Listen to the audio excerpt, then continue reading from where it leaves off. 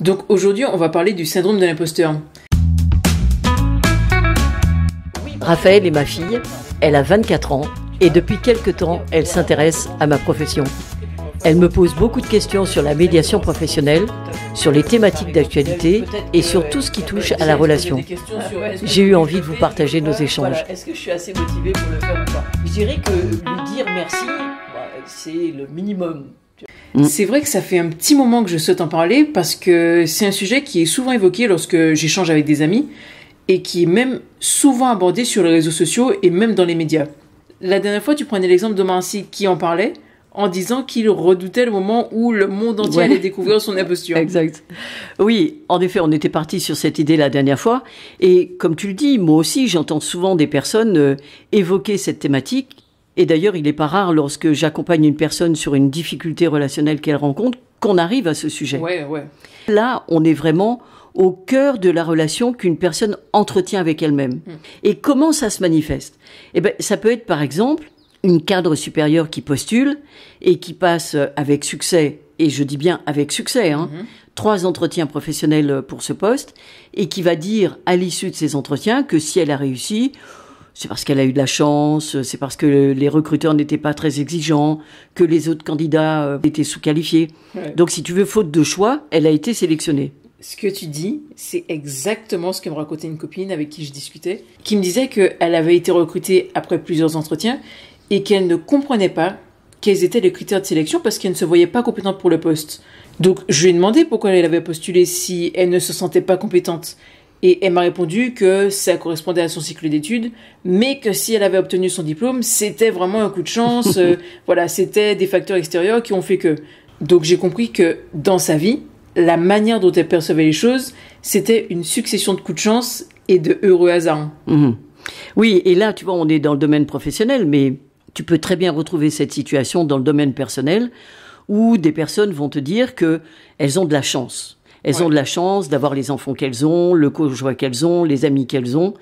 Mais elles te disent aussi qu'elles redoutent le moment où ceux-ci vont ouvrir les yeux et découvrir la supercherie. C'est-à-dire qu'elles les ont trompés depuis, depuis qu'elles les connaissent, quoi. Exact. Donc, ce qui est intéressant, c'est de regarder, en fait, ce qui se passe à l'intérieur.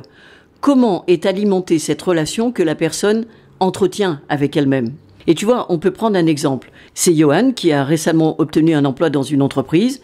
Il a été sélectionné pour ses compétences et son expérience. Ok.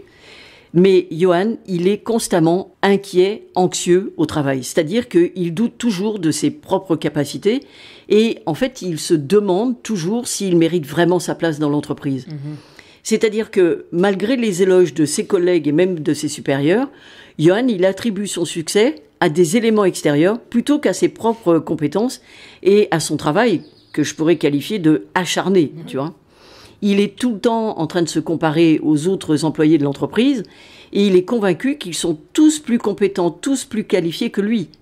Et si tu veux, ce qu'il craint, c'est d'être découvert comme une imposture et il a peur que ses collègues réalisent à un moment donné que finalement, Johan, il n'est pas aussi compétent qu'on le pensait, tu vois. Ouais, mais il y a aussi les personnes qui ont le sentiment de ne pas mériter quelque chose. Et quand un plaisir pointe le bout de son nez, elles se disent « Oh là là, ça va pas durer, il faut pas s'y habituer. » Donc en fait, il y a une sorte de dialogue intérieur, une radio mentale qui ne s'éteint jamais et qui émet toujours sur la même fréquence. C'est la fréquence de l'auto-sabotage en fait. Clairement. Ça amène ces personnes à toujours regarder les mêmes éléments et à faire les mêmes constats. Les autres se trompent, il y a un facteur chance énorme, les conditions étaient particulières, ils n'ont pas vu à quel point je n'étais pas compétent et les autres sont meilleurs que moi, etc. etc. Ouais. Là, c'est vraiment la question de la légitimité, tu vois. C'est-à-dire que la personne ne se sent pas légitime à faire ce qu'elle fait, à dire ce qu'elle dit, à mettre en place les actions qu'elle mène, etc. Et tu vois, je préfère parler de sentiment d'illégitimité plutôt que de syndrome de l'imposteur. Le syndrome, tu vois, ça fait référence à une terminologie médicale, psychologique, et ce ne sont pas mes référentiels. En ingénierie relationnelle, nous parlons de sentiment d'illégitimité. Ça veut dire que la personne a habitué son système de pensée à un certain discours sur elle-même. Elle n'en a pas forcément conscience, mais elle se dénigre en permanence. Et tu sais, je l'ai dit souvent, notre cerveau, c'est notre meilleur collaborateur. Voilà, ouais. exactement. Notre cerveau, c'est notre meilleur collaborateur. C'est-à-dire qu'il fait toujours de sorte que nous ayons raison. C'est une question d'harmonie interne. Tu vois, ça s'appelle l'homéostasie en ingénierie relationnelle. Il y a d'autres éléments qui rentrent dedans, mais dans la relation à soi, c'est l'harmonie. Donc ça veut dire que quand on l'alimente avec une pensée, eh bien, il va toujours nous donner raison. Si je me dis « je suis nul », bah oui, t'as raison. Regarde, en effet, dans cette situation, t'as vraiment été nul. Alors, c'est vrai que parfois, il est embêté parce que il y a rien de tangible qui montre que j'ai été nul, tu vois. Par exemple, les autres m'ont félicité, ils m'ont remercié. Alors, qu'est-ce qu'il va faire? Eh ben, écoute, il va m'amener à penser, enfin, quand je dis « il », c'est pas une entité extérieure à moi, hein, ouais. c'est moi, bien sûr. Je vais penser que les autres se trompent, qu'ils n'ont pas vu la supercherie. En fait, nous pouvons tordre la réalité pour qu'elle corresponde à ce que nous avons l'habitude de penser, tu vois. C'est pour ça qu'on va interpréter des situations, des propos, pour que nous puissions les intégrer à l'existant. Et comme l'existant, c'est « attention, tu n'es pas légitime là où tu es, tu n'es pas légitime à faire ce que tu fais », eh bien, le cerveau va sélectionner toutes les informations qui vont nous permettre d'avoir raison. Et vraiment, c'est un précieux collaborateur parce qu'il fait très très bien son travail. Ouais. Il est vraiment à notre service. Et c'est comme ça que les personnes vont avoir 1001 exemples qui justifient tout ce qu'elles disent. Mais et des exemples qui viendraient approuver le contraire? Quelqu'un qui dirait t'as quand même eu ton diplôme avec mention, ou j'ai entendu les applaudissements à la fin de ton intervention, ou t'as obtenu une promotion, ou l'homme que tu aimes t'a demandé en mariage. Oui, et ben ça, écoute, c'est soit à la poubelle, pas disponible tout de suite en tout cas, soit dans un processus de relecture, d'interprétation, pour que ça vienne à correspondre aux pensées habituelles. Ok. Donc en fait, on pourrait se demander pourquoi c'est comme ça. Et on trouverait des réponses dans l'éducation, le vécu, bref, l'environnement de la personne. Mais moi, ce qui m'intéresse, c'est plutôt comment faire pour sortir de ce sentiment d'illégitimité. Parce que quand même, ce qui est à noter, c'est que les personnes qui vivent ça ne sont pas heureuses dans la relation qu'elles ont à elles-mêmes. Ouais. Tu vois, elles se malmènent, elles se dénigrent. Et puis, conséquemment, elles n'ont pas non plus des relations aisées, faciles ou agréables avec les autres. C'est-à-dire que les doutes qu'elles ont sur elles-mêmes ont des conséquences sur les relations qu'elles tissent avec les autres. Ah oui, parfois il y a des personnes qui demandent même à être rassurées tout le temps. Enfin, en soi, elles demandent pas, mais elles dénigrent tellement leur propre travail que moi, à côté, je me sens obligée de les rassurer parce que je vois que c'est pas vrai. Ce qui est important, c'est de sortir de ce fatalisme fonctionnel qui les amène à penser toujours la même chose avec, comme tu l'as dit, cette radio mentale. Je pense que c'est vraiment une belle... la bonne image, ouais, la bonne image, avec cette radio mentale qui émet toujours les mêmes messages. Et il va falloir changer de fréquence. Parce que éteindre, on pourrait se dire, tiens, on pourrait éteindre la radio mentale, mais en fait, ça va pas être possible. Parce qu'on a toujours des pensées qui nous accompagnent. Alors, pour aller vers ce qui semble quand même essentiel dans cette vie, c'est-à-dire se créer un environnement plus agréable, plus léger, et avoir des relations plus harmonieuses avec soi et plus équilibrées avec les autres, qu'est-ce qu'on peut faire? Tu vois, d'abord, c'est comprendre quelque chose que j'ai déjà dit tout à l'heure. Notre cerveau, c'est notre meilleur collaborateur.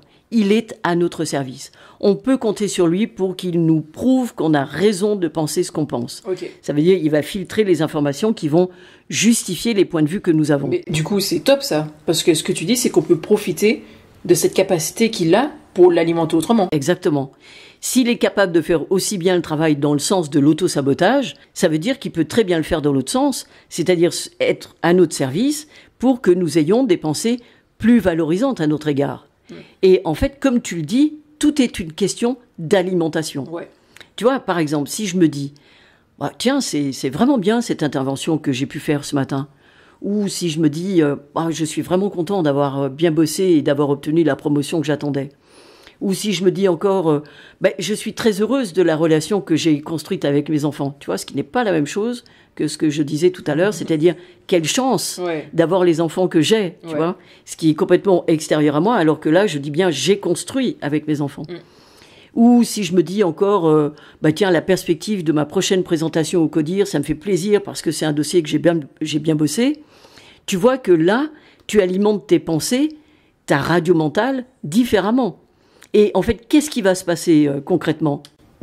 Concrètement, les situations valorisantes, elles vont être reconnues et mises en avant par notre cerveau. Ça veut dire que la radio mentale va changer de fréquence en se concentrant sur nos succès, nos réalisations, ce qui va renforcer notre estime de soi et notre sentiment de légitimité. Exactement, c'est tout à fait ça. Mais tu vois, ce qui va être le plus compliqué, c'est la période de transition. Ouais. Parce que là, on est parti de l'auto-sabotage à la valorisation, mais on n'est pas passé par la période de transition. Et c'est elle qui va être le plus compliqué. C'est-à-dire, quand tu cherches en fait la nouvelle fréquence de ta radio mentale, est-ce que c'est celle-là? Est-ce que c'est cette fréquence 100.1? Enfin bref, tu vois. Il y a d'abord l'étape du constat. Bah oui, quand je fais le bilan, eh bien, je constate que je me dévalorise, que mes pensées incessantes me déprécient constamment. Alors oui, j'ai envie de mieux vivre cette relation à moi, j'ai envie d'être bien avec moi, j'ai envie de changer ma manière de penser et de me percevoir, j'ai envie d'être en meilleure relation avec les autres. Ce constat, c'est le premier pas vers une décision. Ouais. Et puis, il va falloir également une période d'observation où on va pouvoir se demander, attends, est-ce que ce sentiment d'illégitimité que je vis est basé sur des faits réels? Oui, C'est un peu redondant, mais... C'est-à-dire, sur quels éléments factuels repose l'idée que sur telle action, je n'ai pas été compétent. Est-ce que, par exemple, j'ai eu un retour négatif de ma hiérarchie ou de mes collègues? Non. Bien au contraire, j'ai été félicité. Ah, donc c'est une pensée contre-productive. Mais par quoi je peux la remplacer? Je peux me dire, écoute, j'ai travaillé pendant 3 semaines sur ce dossier, je l'ai terminé dans les délais, j'ai eu des remerciements de mes collègues. Ouais. C'est vrai que...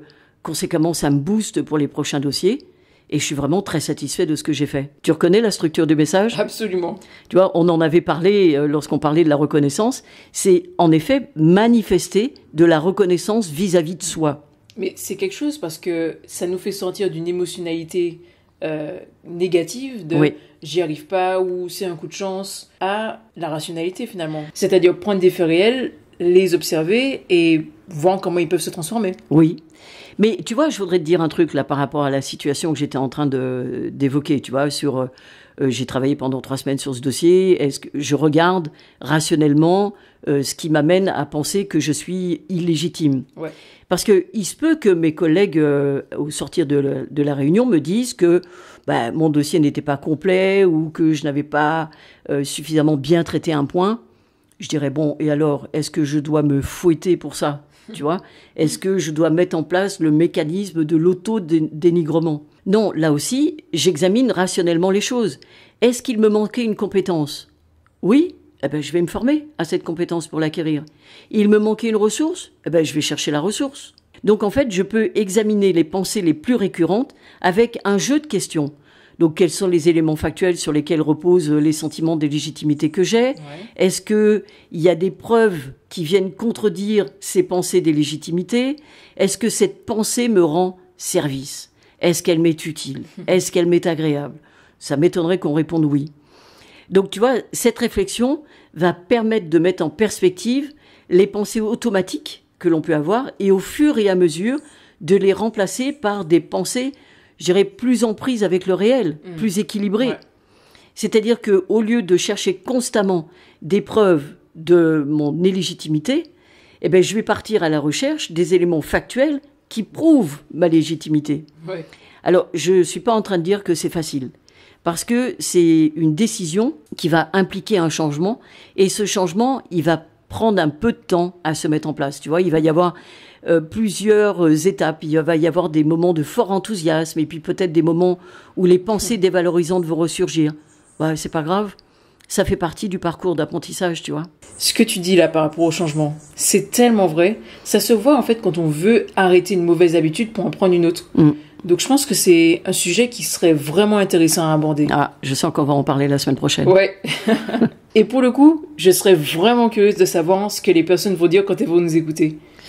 Écoute, ça tombe vraiment bien que tu dis ça parce que je voudrais en profiter pour remercier toutes les personnes qui prennent du temps pour nous écrire des petits messages par mail, vraiment des messages très sympas, parfois juste pour des remerciements ou pour nous faire part de points de vue, d'expériences et vraiment, nous, je pense qu'on peut le dire, nous on aime ça parce que c'est un élément de motivation. Donc, merci. Et d'autosatisfaction, si jamais on a un doute sur notre légitimité à faire ce podcast. Exactement.